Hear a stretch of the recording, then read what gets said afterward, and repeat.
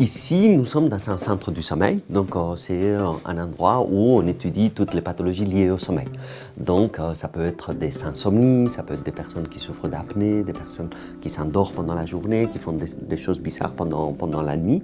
Et donc on a des consultations et aussi la possibilité de faire des enregistrements de sommeil. Donc les patients viennent ici au laboratoire, on installe toute une série d'électrodes, des câbles, des capteurs qui nous permettent de voir comment la personne elle dort et s'il y a des maladies liées au sommeil.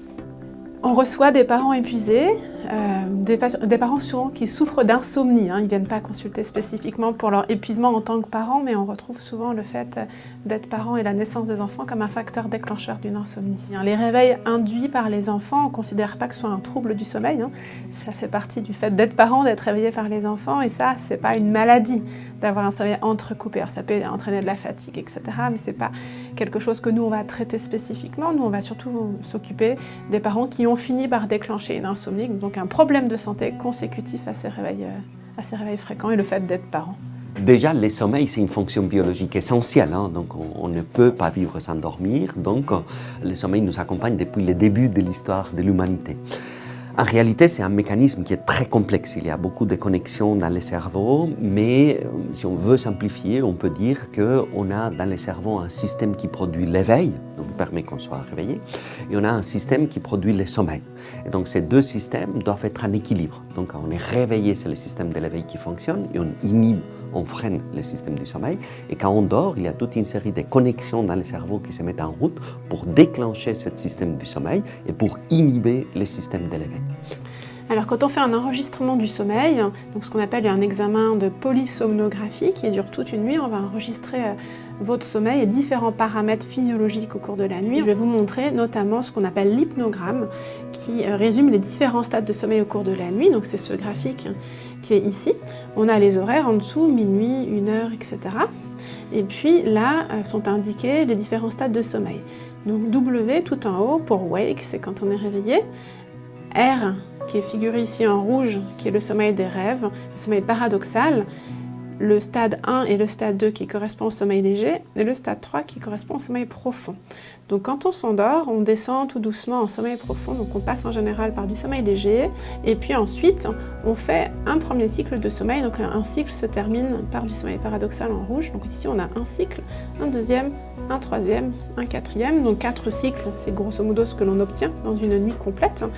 Dans chaque cycle, on a différents stades de sommeil. D'abord donc du léger, du profond, ça se termine par du sommeil paradoxal. Après, vous voyez là, hop, la personne se réveille transitoirement. C'est normal de se réveiller la nuit à la fin d'un cycle de sommeil. On se réveille de façon très brève et puis on se rendort. Et ça recommence du sommeil léger, du sommeil profond. Puis là, le deuxième cycle se termine. À nouveau une petite phase d'éveil, de nouveau du sommeil profond, le dernier cycle avec du sommeil paradoxal et l'avant-dernier cycle, et dans le dernier cycle, on voit qu'il n'y a pas de sommeil profond. Et en général, au cours de la nuit, on voit comme ça une évolution, avec le sommeil profond la première moitié de la nuit, et pas de sommeil profond, ou beaucoup moins, la deuxième partie de la nuit. Qu'est-ce qu'on peut faire quand on se réveille pendant la nuit? Alors, une chose qu'on dit toujours, c'est qu'il faut éviter de rester au lit si on ne dort pas. Alors, il faut que le cerveau réapprenne, il faut que le cerveau sache que le lit, c'est l'endroit où on dort. Ce n'est pas l'endroit où on s'énerve, ce n'est pas l'endroit où on réfléchit.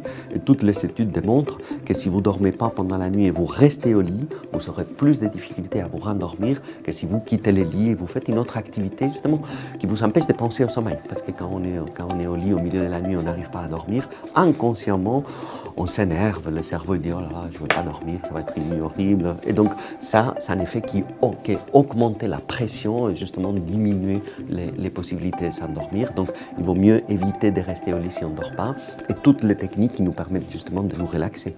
Un enfant qui se réveille plein de fois par nuit, on va être fatigué. Maintenant, le fait d'être fatigué parce que son enfant nous réveille, ce n'est pas en soi un problème de santé, c'est juste la conséquence d'un sommeil fractionné. Donc oui, faire des mini-siestes, ça peut être une stratégie, plutôt des siestes courtes, en début d'après-midi. Après, je sais qu'en tant que parent, c'est pas forcément facile de faire ça. Maintenant, si on a un enfant qui fait la sieste, ça peut être le bon moment d'en faire une également.